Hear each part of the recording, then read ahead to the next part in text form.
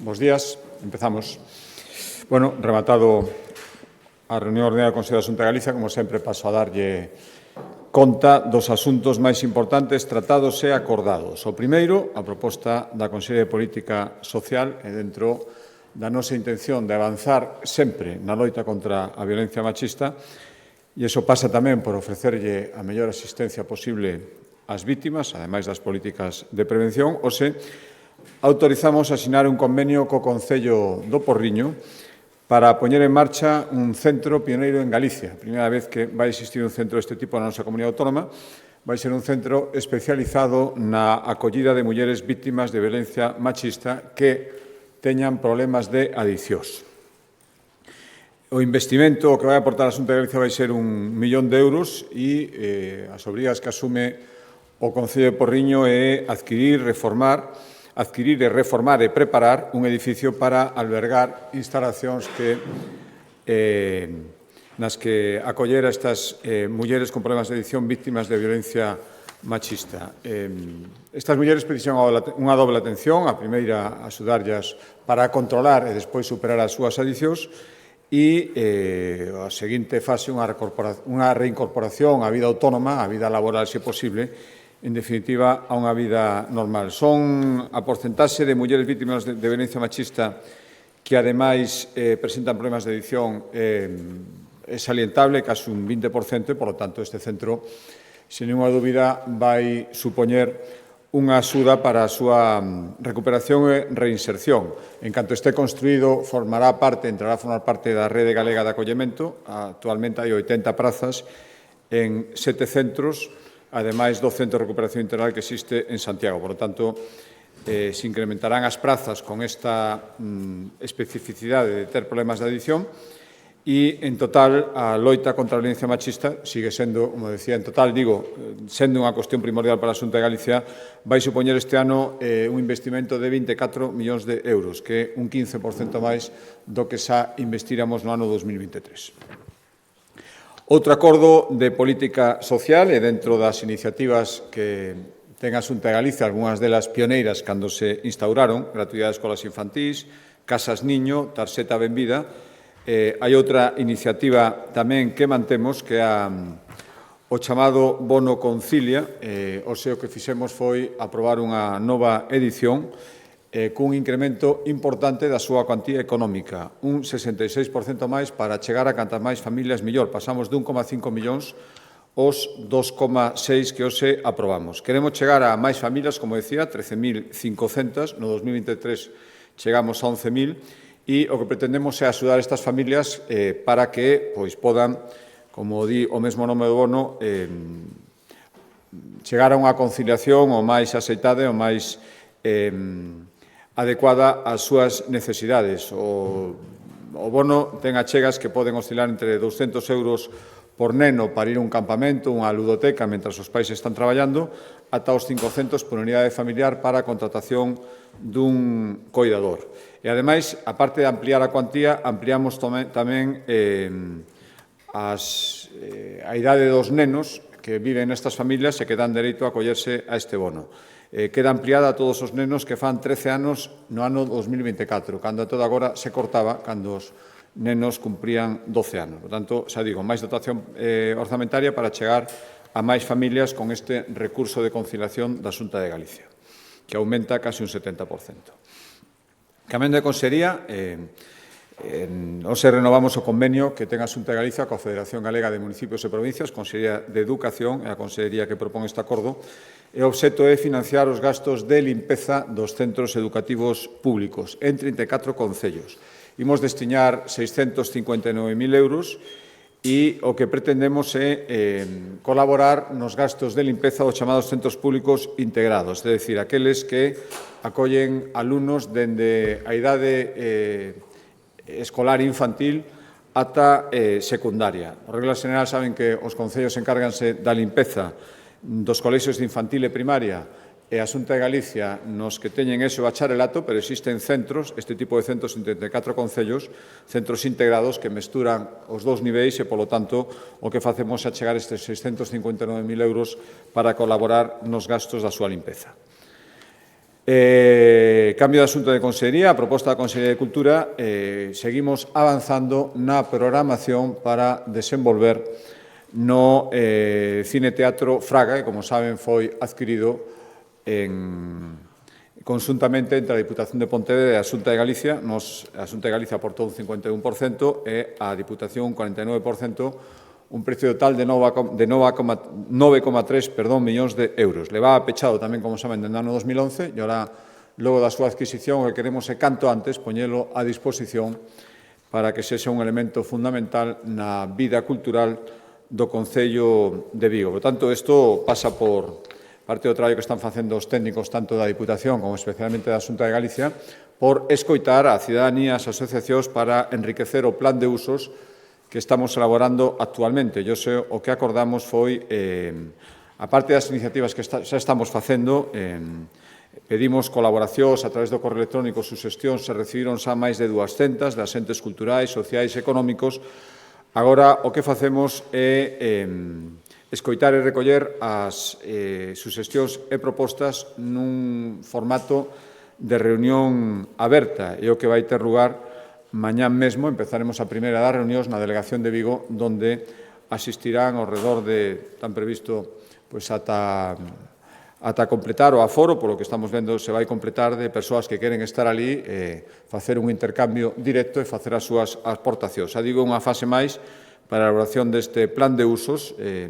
Os aprobamos este diseño e mañá mesmo se empezará a executar o calendario para poñer en marcha o Cine Teatro Fraga. Estaría diseñado do seguinte xeito. Queremos ter redactado o plan de usos avanzado polo menos para cando a obra este rematada. Ao mesmo tempo que o plan de usos vai avanzando, estamos redactando o proxecto. Queremos o proxecto de adaptación do edificio según vayamos adaptando o plan de usos. Queremos telo redactado a ser posible antes de que finalice este ano e licitar as obras durante o ano 2025 para que estean rematadas a finais do ano 2026. Por iso é importante empezar co plan de usos canto antes, porque iso vai influir tamén na redacción do proxecto arquitectónico de adaptación das instalacións actuais aos destinos, os usos que finalmente queramos destinarle. Por lo tanto, seguimos, xa digo, avanzando e mañán terá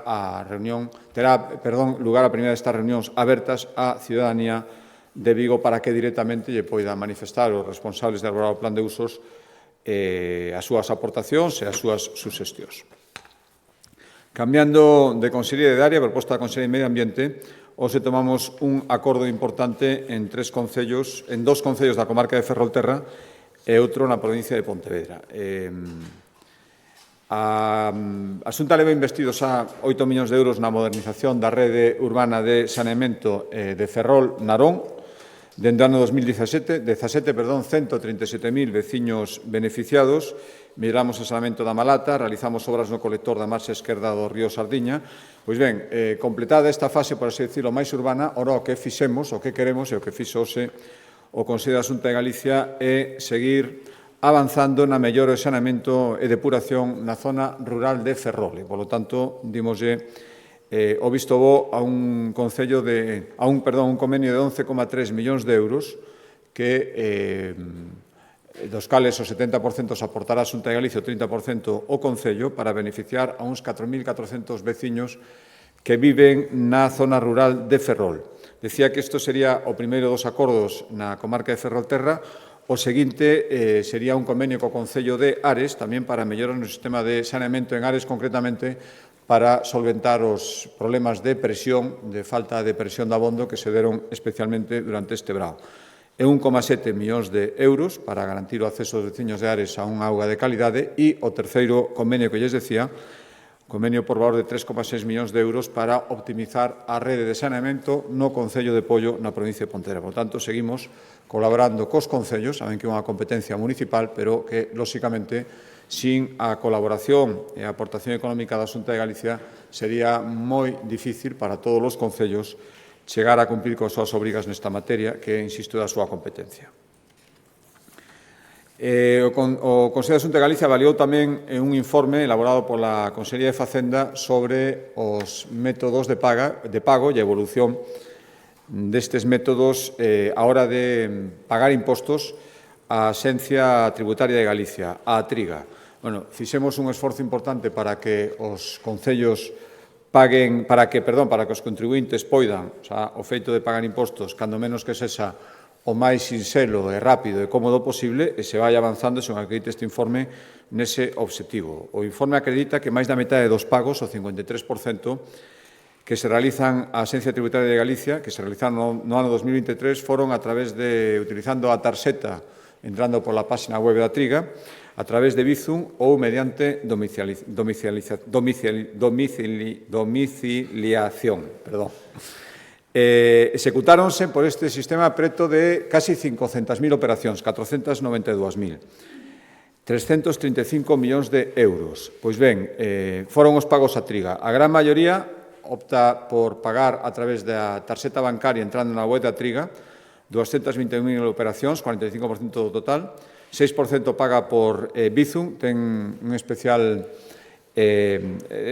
salientable, dado que é un sistema implantado hai pouco tempo, hai menos de 9 meses, e van xa 25.000 operacións de pago por este sistema, e hai un 3% de domiciliacións. En definitiva, cada vez máis van cambiando as tendencias, igual que van cambiando os hábitos de pago dos galegos, e cada vez máis se utilizan as novas tecnoloxías para facer estas operacións coa Triga. Cambiando de consellería, hoxe aprobamos a distribución das axudas correspondentes este ano para financiar os 8 grupos de acción local do sector pesqueiro de Galicia, os coñecidos como GALP, 8 grupos que están espallados por toda a xeografía costeira galega. Son 11,7 millóns de euros para que estes grupos desenvolvan 133 proxectos. Non é a primeira edición, nas anteriores que veñen dende o ano 2016 permitiu elaborar máis de 800 proxectos, crear máis de 400 empregos, as investiron 37 millóns de euros e agora o que aprobamos hoxe foi seguir con esta dinámica, con esta colaboración e destinar ata o ano 2026 11,7 millóns de euros. A previsión é que se poidan crear 120 empregos con estes proxectos. Son proxectos de todo tipo, comercialización de produtos do mar, dinamización turística relacionada coas actividades do mar, novas empresas relacionadas co mundo pesqueiro, e a previsión é que, aparte destes 11,7 millóns de euros, o sector privado, que ten que facer unha aportación, mobilice pois outro tanto, casi 9,5 millóns de euros frente aos 11,7 que vai aportar a Xunta de Galicia. Cambiando de Consellería de Emprego, os dous acordos. O primeiro, unha nova edición do programa TI Elises, que ten como obxectivo dar charlas nos institutos en colaboración coa Consellería de Educación e promover a incorporación máis adiante, pero este é o momento de facelo, de rapazas ás denominadas carreiras STEM, que teñen a día de hoxe todavía un desequilibrio moi grande entre os dous sexos agora de elexir este tipo de carreiras. A presencia femenina todavía é moi inferior á presencia masculina e o que queremos é dar a maior información posible para ir equilibrando esta distribución. Carreiras, grados relacionados coas TIC, co forestal, incluso sin estar tan directamente relacionados co sector STEM, ámbitos nos que, insisto, a presencia femenina todavía é minoritaria, a construción, a pesca, hai moitas titulacións universitarias que poden ser elexidas por rapazas cun maior porcentaxe do que están facendo agora mesmo. Isto sería o primeiro acordo e o seguinte ten que ver coa continuar e ampliar a formación que agora mesmo está impartindo a Consellería de Emprego no campus en liña que ten en materia de igualdade laboral. Xa hai 6.000 usuarios que fan cursos neste campus en liña e o que acordamos foi ofrecer 40 novos cursos sobre permisos de corresponsabilidade, a súa tramitación, as súas condicións, aos seus requisitos, tamén certificados de excelencia en igualdade e tamén un canle para presentar denuncias en caso de incumprimento de igualdade en materia laboral. Cambiando de ámbito, a Axencia Galega de Turismo presentou un balance que se coñeceu o Consello da Xunta de Galicia sobre o resultado das medidas implantadas para revitalizar e manter o excelente nivel que o Centro Superior de Hostelería de Galicia leva tendo estes últimos anos. Ben é certo que estaba disminuindo a matrícula dun centro con alta empregabilidade, que leva moitos anos formando a alumnos en materia de xestión hoteleira, en materia de cociña de alto nivel, e estaba convertindo a formación que se impartía neste centro nunha referencia a nivel nacional e incluso europeo, pero é certo que estaba perdendo matriculados no primeiro ano.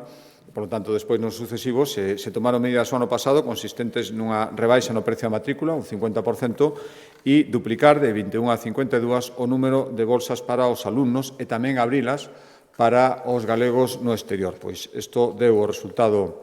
E aparte, foi outra medida que se puso, se ofertou unha nova posibilidade académica que era o curso superior de chef en cociña e pastelería. Pois estas medidas deron o seu resultado e o Centro Superior de Hostalería de Galicia duplicou o seu número de alumnos no primeiro curso. Por lo tanto, pasamos de 47 alumnos matriculados en primeiro, por darles un exemplo, en primeiro de xestión de empresas hostaleiras no curso pasado, os 102 que van a empezar este mesmo curso, 20 alumnos no curso superior de chef de cociña e pastelería, que les decía que é unha titulación nova, e, en definitiva, o centro vai contar este ano con 244 matriculados. Por lo tanto, supón casi un 40% máis que o curso pasado e, ademais, o incremento máis grande se produce nos alumnos de primeiro e, por lo tanto, este centro, que xa digo que era unha referencia en canto a excelencia académica, mantén o seu nivel de matrícula e, por lo tanto, a súa evolución favorable nos próximos anos. Dous acordos en materia de sanidade. O primeiro ten que ver coa posición pioneira que Galicia desenvolve hai moito tempo en materia de implantación de novas tecnoloxías dende a Administración, dende os Sergas, na xestión sanitaria. Temos plataformas que almacenan datos sanitarios. Empezou a facerse moi pronto, xa a finais dos anos 90, cando ninguén o facía, e, polo tanto, a evolución a toda agora pode imaginar que dá lugar a parámetros moi significativos. Agora mesmo hai máis de 3.000 millóns de datos gardados que garda o Servicio Galego de Saúde sobre a saúde dos galegos, desde prescripcións farmacéuticas, resultados de laboratorio, datos biomédicos, parámetros que se recollen mediante a telemedicina por teleasistencia, datos de vacinación. Isto é unha información, se poden imaginar, moi importante, que ademais se pode volcar no sistema pioneiro o IANUS que ten a sanidade pública en Galicia e axuda moito para mellorar diagnósticos, tratamentos, avanzar en investigación. Pois, para manter todo isto, os acordamos investir 2,3 millóns de euros para seguir reforzando os espacios de almacenamento de datos do sistema sanitario público galego. Tanto, imos reforzar a recollida e análisis de información, mellorar tamén a conectividade co Espazo Nacional de Datos Sanitarios, que existe, e Galicia fai moitas aportacións, e tamén mellorar, como decía, a información que reciben os sanitarios a través da elaboración de informes periódicos que se poden, a inteligencia artificial permite moitas combinacións de datos que son moi útiles para a toma de decisións por parte do persoal sanitario. E outro acordo en materia de sanidade, decía que son dous, un que nos leva a seguir ocupando posicións punteiras, creo que é algo que nos temos que sentir especialmente orgullosos, en materia de vacinación. Fomos pioneiros a nivel mundial en algunhas vacinas e mantemos un nivel moi alto entre os países máis desenvolvidos en materia sanitaria en parámetros de vacinación. Pois queremos seguir nesta liña e hoxe acordamos ampliar os grupos os que vai dirixida a vacina contra o virus do papiloma humano, o VPH. Un virus, saben, un virus que aumenta quen o padece significativamente, sensiblemente, as posibilidades de padecer no futuro diferentes tipos de cancro e, polo tanto, a vacinación aquí resulta absolutamente fundamental e, sobre todo, altamente efectiva. Xa no ano 2008 arrancamos a vacinación contra o VPH en Galicia e fomos incrementando progresivamente a formación diana. Empezamos dirixindo esta vacina únicamente ás nenas de 12 anos que naceran a partir do ano 1994. Hoxe en día xa están cubertas todas as nenas ata os 18 anos. No ano 2022 aumentamos a vacina aos varóns ao chegar aos 12 anos, é dicir, naquel ano os varóns que naceran a partir do ano 2010, e o acordo que tomamos hoxe é que Galicia vai vacinar dende xa, a partir deste mércores, a todos os varóns de entre 15 e 18 anos contra o virus do papiloma humano.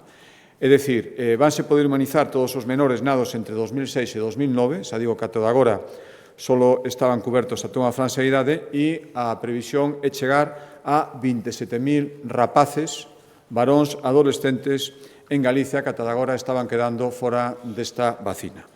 Tanto, creo que é un paso importante que nos mantén na boa dirección, en posición punteira, que ten o seu custo económico. Imos adicar, este acordo son 683.000 euros para a adquisición das vacinas neste ano 2024, pero que eu creo que, sin ninguna dúbida, e máis neste tipo de vacinas que preveñen a posibilidade certa de padecer cancro, son absolutamente necesarias e moi conveniente a súa extensión canto máis mellor. Penúltimo acordo, antes de darlle a palabra á Conselleira de Medio Ambiente, que explicará máis polo miúdo o último acordo do Consello. O penúltimo ten que ver coas acordos en materia de vivenda que a Xunta de Galicia, como saben, o poderon observar nestes últimos consellos especialmente, ven adoptando para cumprir ese compromiso de duplicar o acceso á vivenda pública durante esta legislatura. Isto pódese facer de moitas maneiras. Ao final, o obxectivo é poñer a disposición máis vivenda protexida, ben en alugueiro, ben en venta a disposición dos galegos que os necesitan e son moitos unha vivenda, especialmente os colectivos máis vulnerables. Pois ben, nesta liña, hoxe acordamos destinar 8 millóns de euros para adquirir 143 vivendas de promoción pública que estaban á venda e a intención é adquirilas para poñelas en alugueiro social e, por lo tanto, facilitar un acceso rápido das persoas que necesitan estas vivendas. Son inmobles, como decía, de promoción pública, por lo tanto, no seu día adxudicáronse en réximen de compra-venda a estes precios tasados por ser vivenda de promoción pública. Pasados unhos anos, os propietarios, se desexan, poden vendelos, pero a Administración ten o dereito de poder adquirilos a uns precios tasados. Por lo tanto, o que imos facer e inmediatamente poñelos a disposición das persoas que o necesiten, como decía, en alugueiro. Estamos falando, casi todas, ademais, están en concellos pequenos, 103 na provincia de Lugo, 21 de Ourense, 13 en Pontevedra e 6 na provincia da Coruña. Por lo tanto, esta adquisición de 143 vivendas engádese a todos eses procedementos dos que imos dando conta en cada consello e que permiten ir ampliando o parque de vivendas de promoción pública para poñelo a disposición, xa digo, ou en venta ou en alquiler, e chegar a ese obxectivo de duplicar o seu número cando remate a legislatura. Dicía, último acordo proposto pola Conselleira de Medio Ambiente que ten que ver é un balanzo que explicará a Conselleira Ángeles Vázquez sobre o resultado da visita que xirou a semana pasada a Bruselas, onde quería poñer de manifesto directamente a situación que se está a producir en Galicia agora mesmo polo chamado parón eólico derivado das reclamacións e dos acordos que se están adoptando de suspensións cautelares de moitos proxectos. Isto, sin unha dúbida, xa o teñen escoitado comentar outras veces, está supoñendo unha incidencia moi directa non só nestes proxectos, sino nos proxectos industriais os proxectos eólicos estaba previsto que asistisen e lle deran a enerxía necesaria. Por lo tanto, a Xunta de Galicia, respetando, non compartindo, por eso recurrimos, pero respetando as decisións judiciais, a nos obriga, saben que ahora hai planteada unha cuestión prejudicial ante o Tribunal de Justicia da Unión Europea, despois de que o Supremo se pronunciara dando a razón á Xunta de Galicia, hai planteada esa cuestión prejudicial que volve a supoñer unha paralización e, por lo tanto, nos obriga a desplazarnos, como fixo a Conselleira, xunto co seu equipo técnico, para poñer de manifesto a situación, como está, as súas consecuencias e as actuacións e opinión da Xunta de Galicia. Por lo tanto, dou a palabra agora á Conselleira para que dé conta do resultado das súas xestións e do que lle comentaron as autoridades europeas coas que mantivo reunións.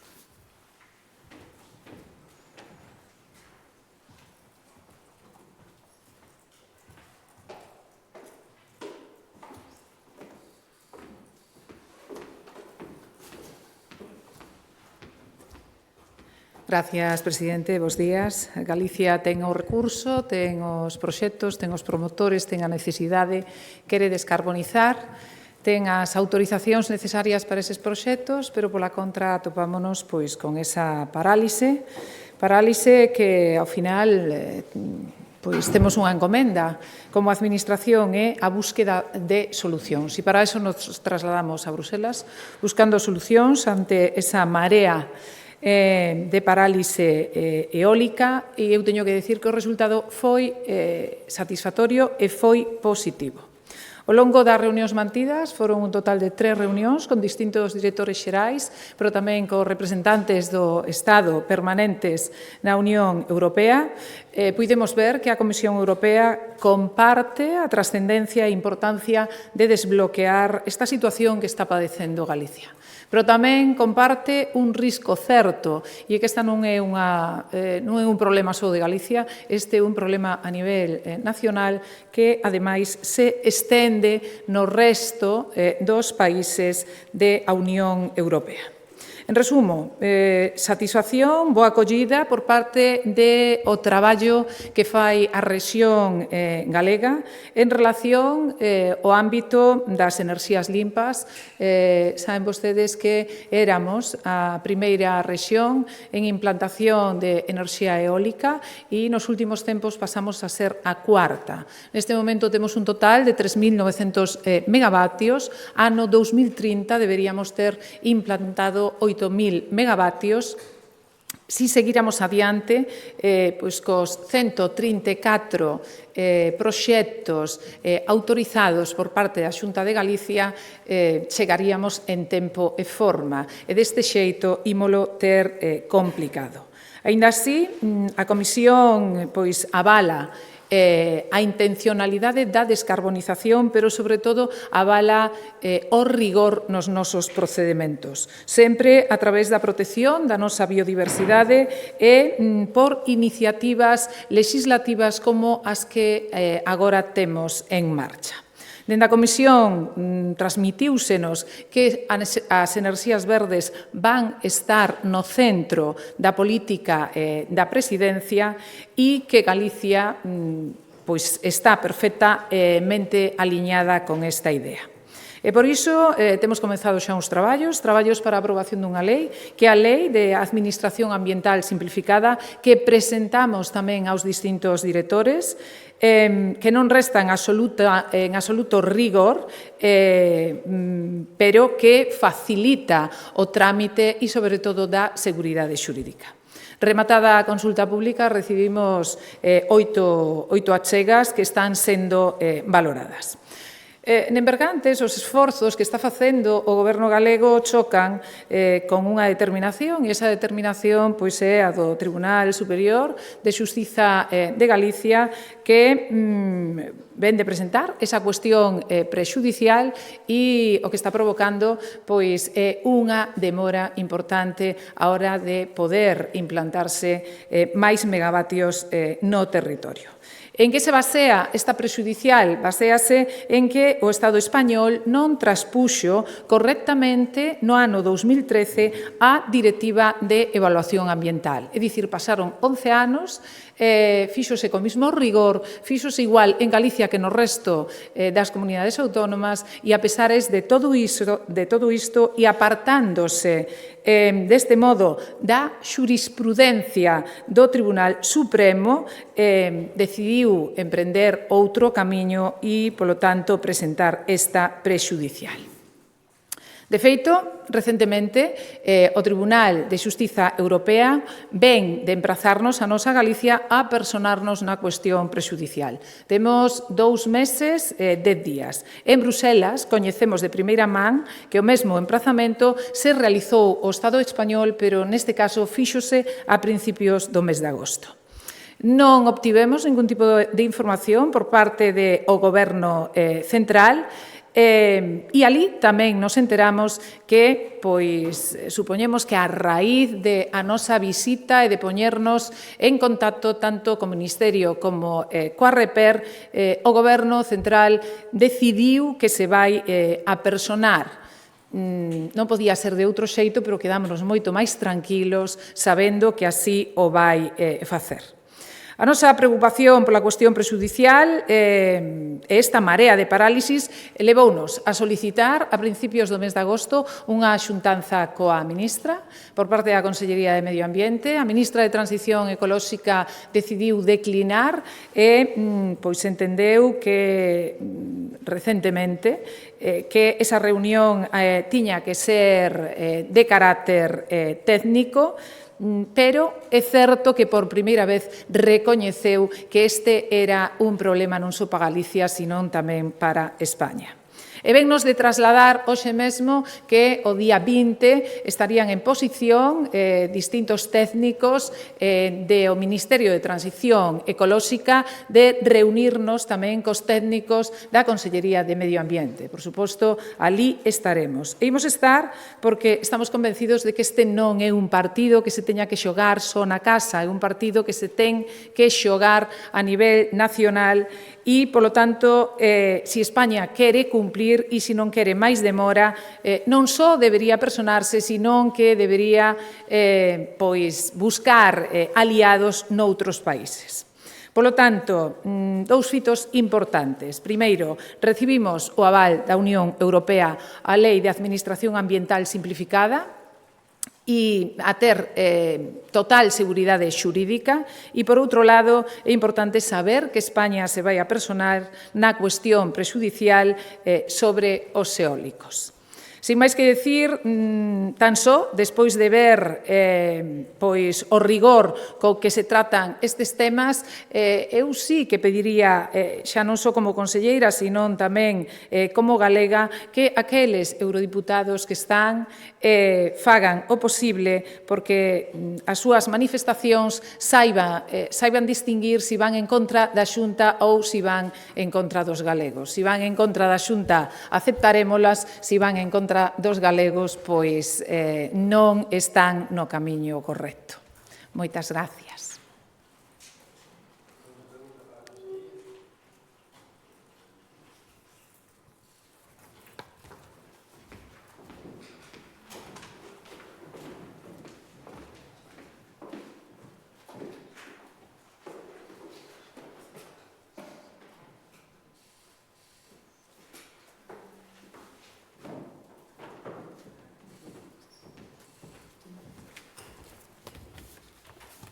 Bos días, presidente. Bos días. Sobre a reunión que manterá o 20 deste mes co presidente do Goberno, quería preguntarlle se antes de acudir a Moncloa vaise reunir cos grupos parlamentarios ou co resto de forzas galegas para pactar algunha posición común nalgúns temas e, segundo, cales van a ser os temas, as prioridades que vai levar a Moncloa. Gracias. Sí. Bueno, saben vostedes, eu levaba bastantes meses, tantos como 5, dende que tomei posesión, logo de ser recibido polo rei, reclamando esta reunión, que agora chega, pois a verdade é que con pouco marxe, e coincidindo máis cunha viaxe, tiña clarísimo, isto era prioritario, e, polo tanto, modifícanse as datas de viaxe para poder estar na reunión. O digo porque os días son os que son, e eu que vou a... Eu teño clarísimo que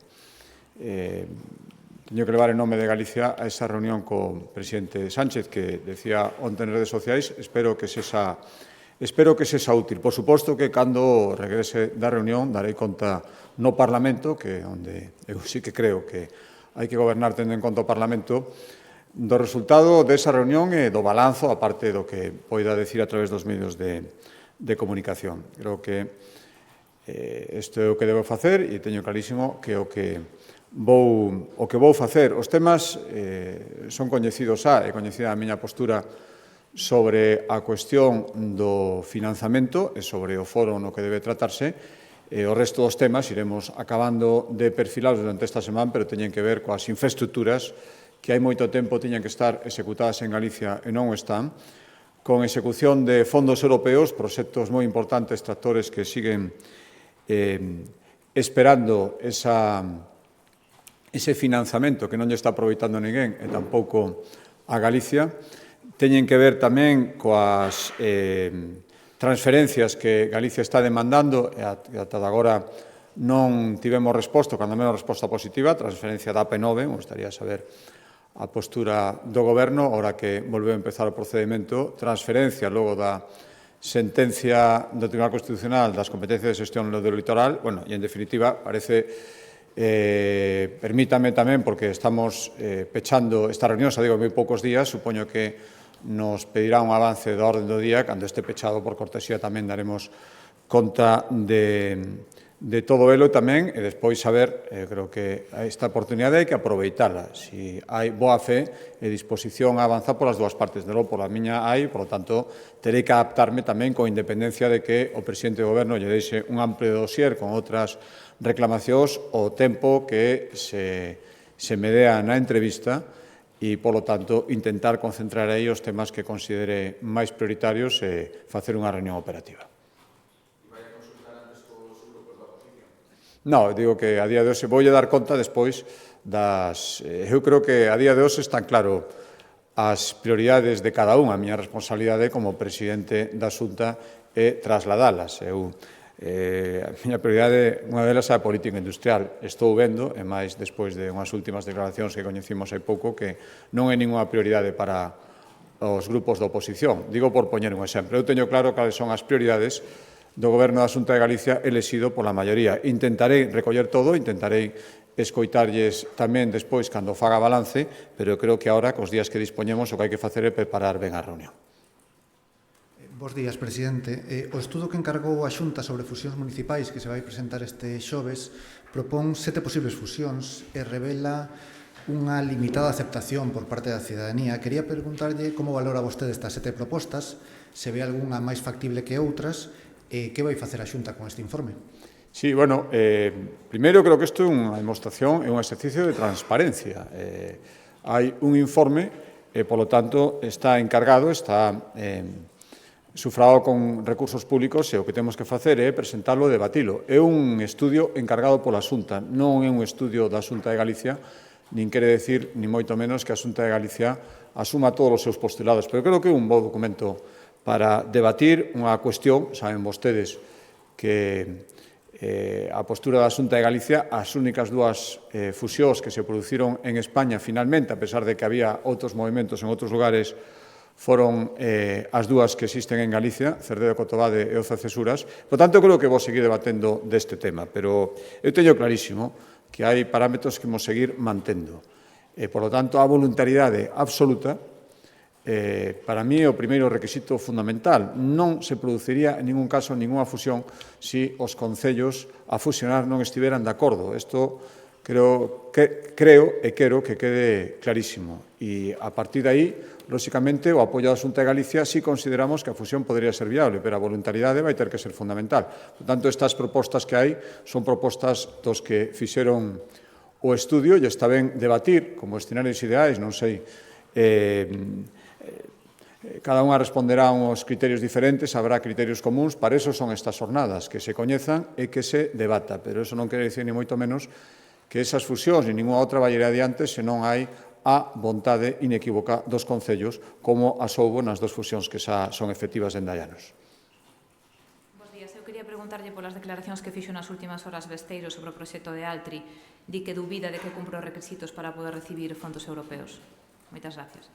Sí, bueno, o señor Besteiro, últimamente moita xente preguntaba a que se dedicaba exactamente das súas escasísimas aparicións públicas, pois debía ser que estaba entrenándose para ser técnico medioambientalista, técnico económico, técnico en fondos europeos e sufragar, con bastante falta de respeto, na miña opinión, sustituir con bastante falta de respeto o labor que teñen que facer os técnicos. É curioso, como pasa o Partido Socialista, de decir, hai poucas semanas, que había que ver cantas cartos aportaba a Xunta de Galicia para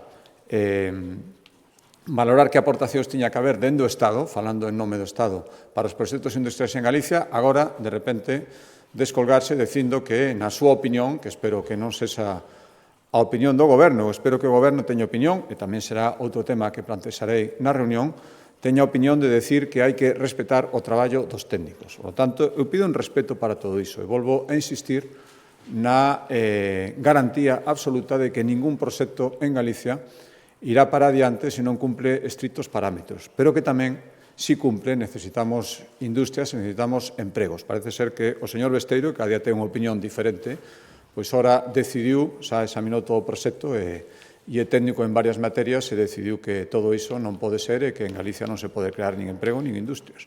El saberá o que está facendo, el saberá en nome de quen fala.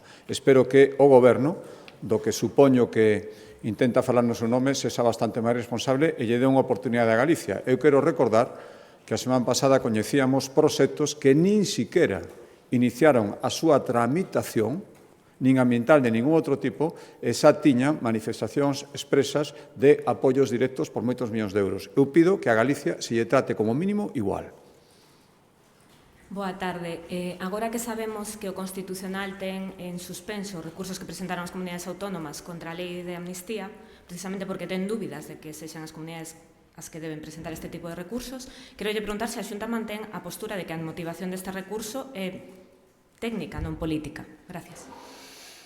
Sí, a verdade é que as primeiras dúbidas, polo menos que eu coñezo, o que tiveran repercusión sobre a posible legitimación das comunidades autónomas para interpoñer o recurso, as coñecimos agora, que parece ser que veñen do Tribunal Constitucional. Bueno, nós, antes de presentar o recurso, lóxicamente, hai un ditamen do Consello Consultivo, onde hai xuristas de moito prestixio. Hai a opinión da Dirección Xeral da Asesoría, da Dirección Xeral de Asuntos Constitucionais da Xunta de Galicia. E hai moitos xuristas que se teñen manifestado entendendo que as comunidades autónomas lles asiste a legitimidade, a legitimación.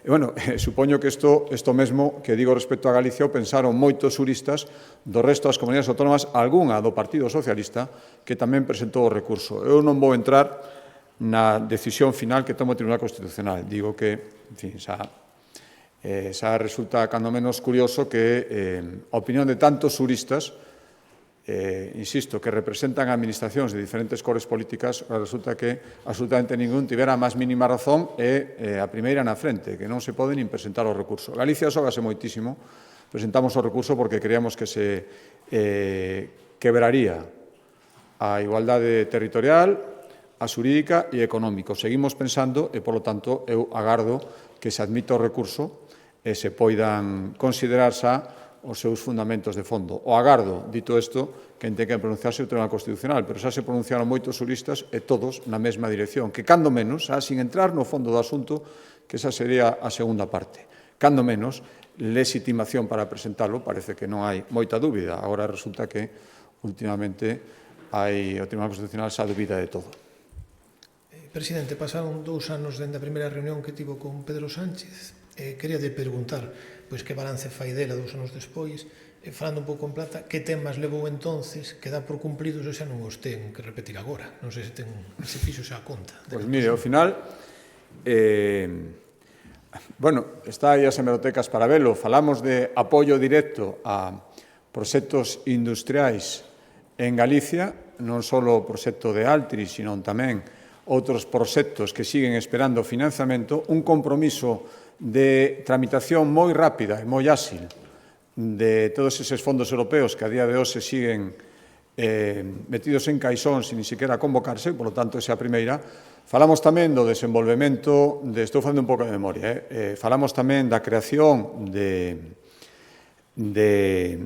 un órgano conxunto para ir avaliando e controlando e dialogando, eles falan moito de diálogo, sobre a implantación do tren de alta velocidade, a chegada dos trens a abrir e en xeral das infraestructuras en Galicia, nunca chegou a formarse, a pesar de que o reclamamos, e falamos tamén de que antes de adoptar calquer tipo de decisión respecto á Lei de Ordenación del Litoral, que en aquel momento xa estábamos elaborando, e xa nos fixeran chegar que non estaban de acordo coa súa tramitación e non estaban de acordo coa súa legalidade, que falaríamos, eu recordo que deixei os ditámenes que tiñamos avalando a súa legalidade, falaríamos antes de tomar calquer decisión. Saben vostedes que o seguinte que soupemos é que o Goberno Central, sen ningún tipo de diálogo, interpuso o recurso que acabou como acabou. Por lo tanto, esos son 3 asuntos que, evidentemente, por acordos concretos da reunión, digo compromisos concretos, pois hubo outros de estudiar materia sanitaria que plantexei, pero, bueno, compromisos concretos foron ese, pois ese é o balanzo. Espero que agora sexa diferente. Eu, dende logo, vou con toda a boa vontade. Interésame moitísimo chegar a acordos. Represento a Galicia, 2.700.000 galegos que queren que os seus gobernantes acorden, non discutan. Por lo tanto, agardo que estas reunións que decidiu abrir, eu celebro, por fin, o presidente do Goberno, o meu presidente tamén, o presidente de Galicia na parte que lle toca, se san beneficiosas, sen ninguna dúbida. Boa tarde. A pregunta a raíz da reunión deste venres, os presidentes de comunidades como Valencia ou Andalucía afirmaron que cando lles toque esa reunión sí que pensan falar da financiación e incluso da débeda. Vostede tamén está disposto a falar dese tipo de temas con Pedro Sánchez ou mantén que se deben de tratar nunha reunión con todos os presidentes das comunidades? E unha segunda cuestión é o cambio que houve, bueno, por decirlo así, no Partido Popular anterior ao largo dos anos, non? Cando estaba con Gerardo Fernández Albor de presidente, no Parlamento Galego chegárase a aprobar ou admitir unha proposta do PP que falaban de estudiar a posibilidade dun concierto para Galicia, un concierto económico.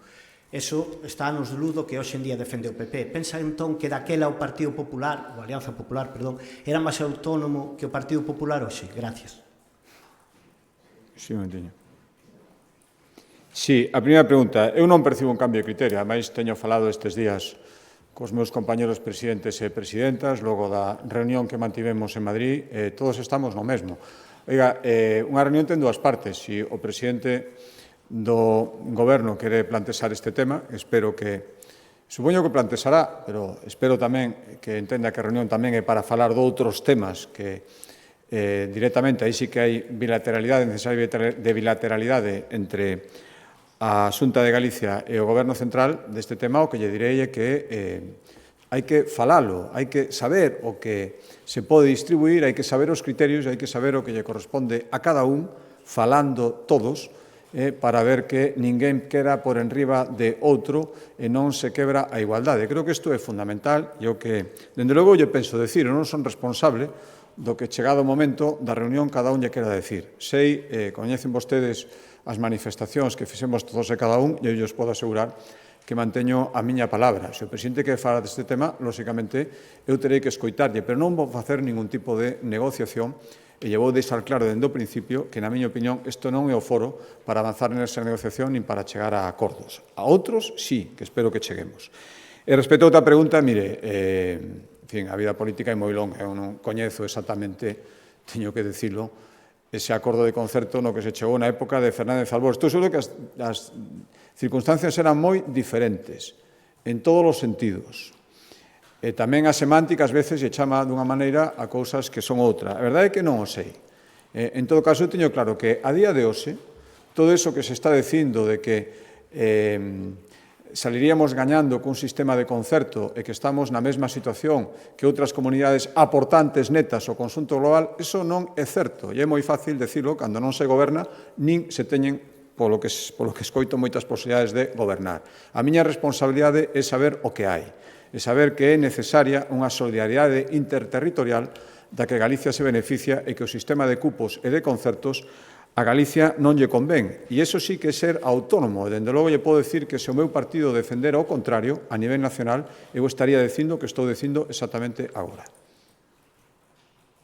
Sí, boa tarde. Por seguir un pouco co tema da reunión, di dunha forma bastante contundente que non vai negociar, digamos, nese foro de forma bilateral, pero non sei se vostede aproveitará, dado que Sánchez é evidente que quere abordar ese tema, pois para plantexarlle de cales son as necesidades, cales serían as demandas ou a que non estaría disposto a renunciar Galicia. Eso por unha banda, e despois a reunión, a data do venres está definitivamente cerrada xa con Moncloa. Moitas grazas. Sí, empezo pola segunda pregunta. Tivemos conversas este fin de semana, é certo que o primeiro contacto, pois o que entre gabinetes, o que nos dixemos, lóxicamente, era que coincidía cunha viaxe e quedamos en pechalo durante o fin de semana. Bueno, é clarísimo que era necesario adaptar as datas do viaxe e, bueno, do que falamos onte a tarde, de conversas que hubo esta mañá, lóxicamente, a confirmación definitiva e oficial, supoño que terá que facelo o convocante, que o que podo decir é que sería unha sorpresa mayúscula que ahora mesmo esa reunión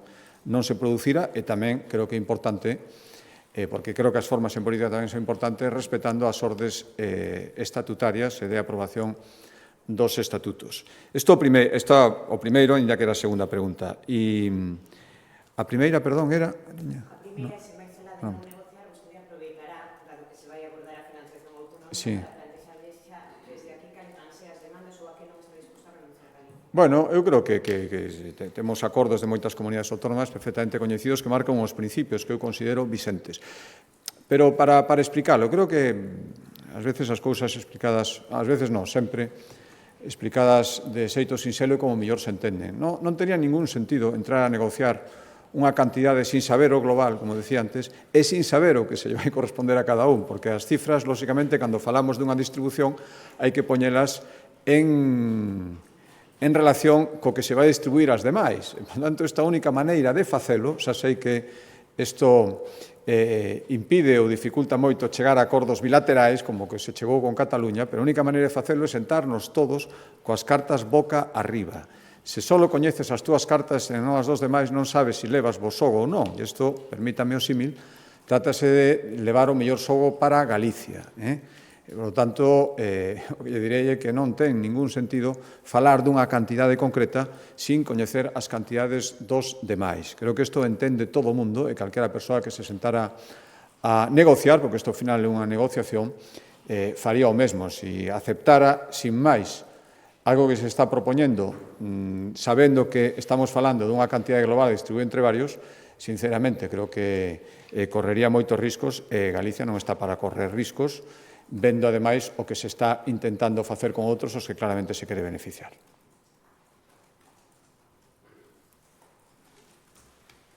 Sí, bons días.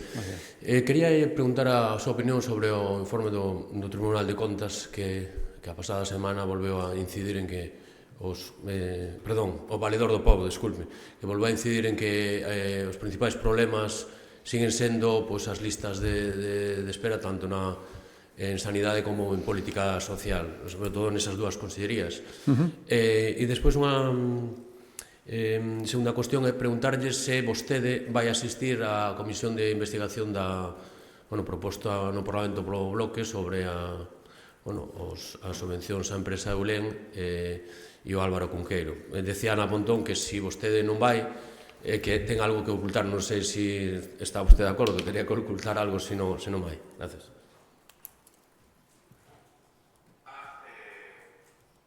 Sí, imos ver, efectivamente, o informe da Valedora, polo que reflexaron os medios de comunicación, entregou no outro día, poñía como principales inquedanzas, eso despois se traslada ás queixas, as listas de espera, unha das principais en sanidade e en política social. Eu recoñezo, sempre o fixen, que temos que mellorar, sempre hai que aspirar a mellorar, e todo o mundo, canto menos tempo teña que esperar, lóxicamente mellore, e ten o dereito a exixilo. Creo que miramos bastante nas listas de sanidade, sobre todo se nos comparamos con outras moitas comunidades autónomas, tanto na atención primaria como tamén nas cirúrxicas, que hai que melloralas máis, por suposto, que hai tempos de espera demasiado longos, por suposto. Por lo tanto, estaremos moi atentos a esas queixas para facernos unha visión de conxunto de algo que, por outra parte, xa nos consta, que a xente ten problemas e quere que iso millore. E respecto á dependencia tamén somos conscientes, creo que aquí tamén se mellorou bastante, se agilizaron moitos trámites, se dá unha prestación económica mentras non se determina definitivamente aquela que se ten, unha prestación sustitutoria, mentras non se dá a prestación definitiva, pero tamén somos conscientes de que é necesario mellorar nas valoracións e nos accesos á dependencia despois de todos os trámites. Somos perfectamente conscientes, o informe da Valedora o ratifica e intentaremos seguir mellorando, pero, sinceramente, creo que só fixemos, pero hai que facelo máis. Respecto ás declaracións da portavoz do BNG, ese é o seu sistema de pensamento, esa é a xustiza, ou como entenden a xustiza.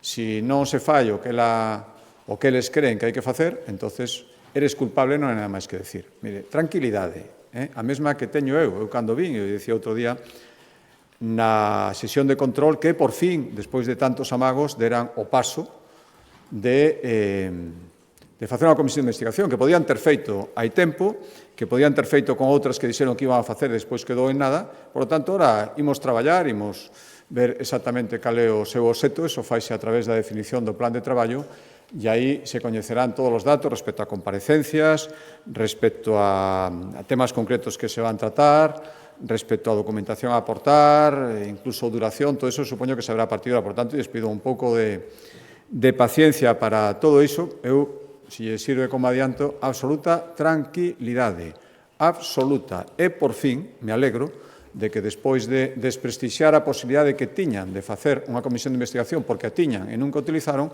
polo menos tiveron a valentía de utilizala. Moi ben, moitas gracias.